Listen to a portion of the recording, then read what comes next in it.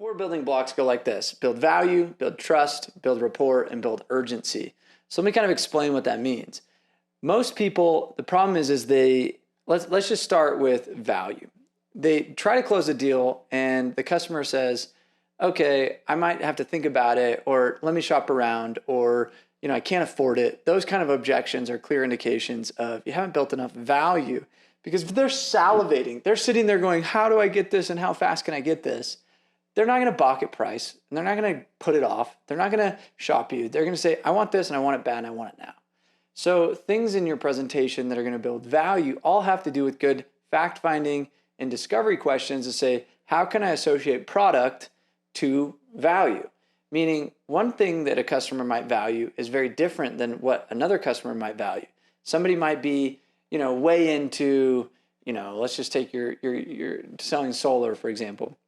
And they're like, okay, I'm doing solar and I'm like super green thumb. I'm from Oregon and I live in a tree. Like they care about the environment, right? And then another person might be like, I just care about the facts and figures and the data. So it's important to understand the profile and saying, how do I just create so much value and emotion associated to this person that cares about the environment versus the other person that cares about data? So it's understanding the needs and the wants of the customer is going to be the direct correlation in the value in which you're going to get. So then I'm going to go into trust. So trust and rapport are very different. Hence, they're two different building blocks. Speed of trust, speed of decision. So what happens when there's low trust is there's higher frequency or like resistance. And ways to create trust right when you knock the door, right when you cold call are very simple.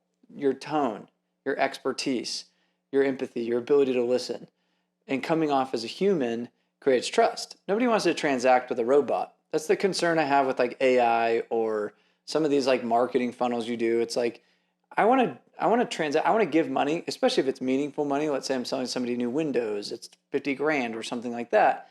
I want to give my money to somebody I really trust is going to take care of that dollars and give me a bigger return than what I expected out of 50 grand. So you may say something like, I just want to make sure that we take this at your pace. I want to make sure that you understand that I'm here best to serve you. And if you have any questions answered, if you want to have, me go down a rabbit hole into something, like I will do that for you, but I'm going to make sure I give you the best thing for the best value, for the best this. And as long as we're on that same page, you could say anything and they would be like, I trust you. I'll do what you tell me because you're the expert. Now, rapport is a little different. So let's dive into rapport.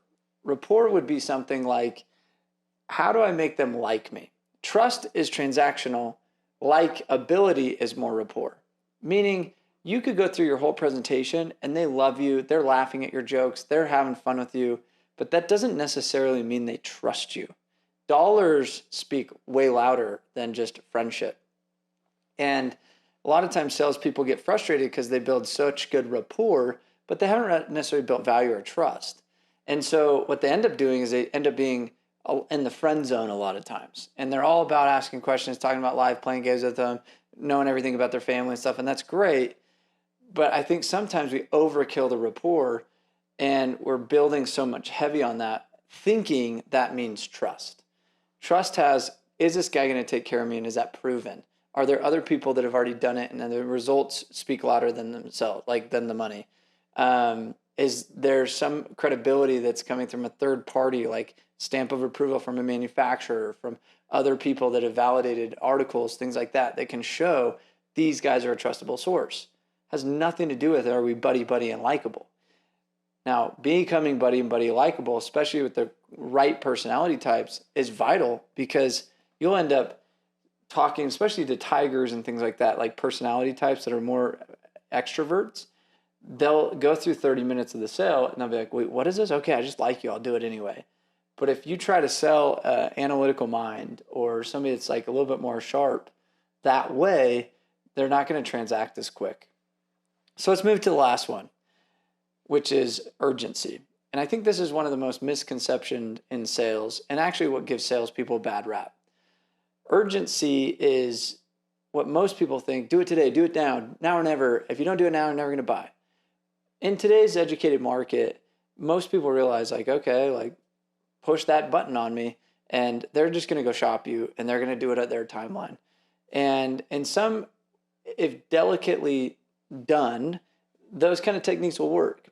But if done the wrong way, which I think 80% of salespeople do, it's going to give salespeople actually a bad rap. People are going to distrust you.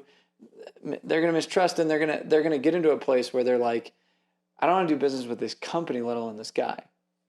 So things to build urgency. So if it's a building block, constantly throughout my presentation, I'm building this foundation.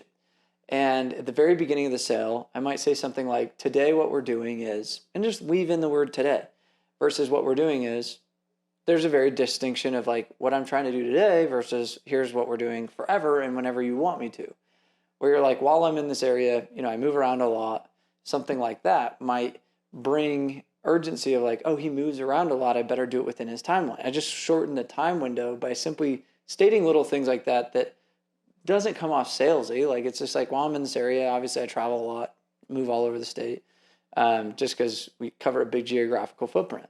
I'm able to, and then a lot of times like 4th of July, Black Friday, those kind of things create urgency. So like if I go to Black Friday, all of a sudden I show up 5 days later and I'm like, hey, I'm ready to get that same deal. They're gonna be like, well, that was Black Friday. So people already have been conditioned, sales are a thing.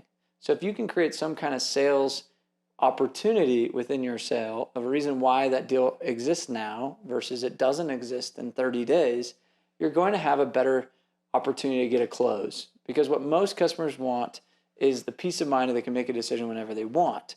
If you can start to take away that peace of mind and be like, no, we make decisions and we make them now, all of a sudden you're going to have an opportunity to like just transact. Because what you don't want to be is a professional presenter. Professional presenters don't make any money. A professional closer is going to be somebody that's actually going to make some good money. So again, to reiterate, 4 building blocks, meaning you're building these things throughout the entire sale. And if you try to all of a sudden just build it at the end of the sale and be like, oh shoot, I forgot to build urgency, it's not going to work. It's going to crash. If you're like, all of a sudden you're like, oh my gosh, I got to build trust. I've got mad rapport. You can't just like at the very last 4th quarter, throw in a trust Hail Mary and hope that they're going to buy. So my invitation would be, your exercise is this. First, hit subscribe and follow for more sales training videos. Second, go write down what lines can you implement into your presentation that are going to be building block lines, making sure that you don't forget to put each of these bricks into your sale. And if you got some value to this, we'd love a comment below, questions, things like that. We're more than here to support you and appreciate your time on this. Much love.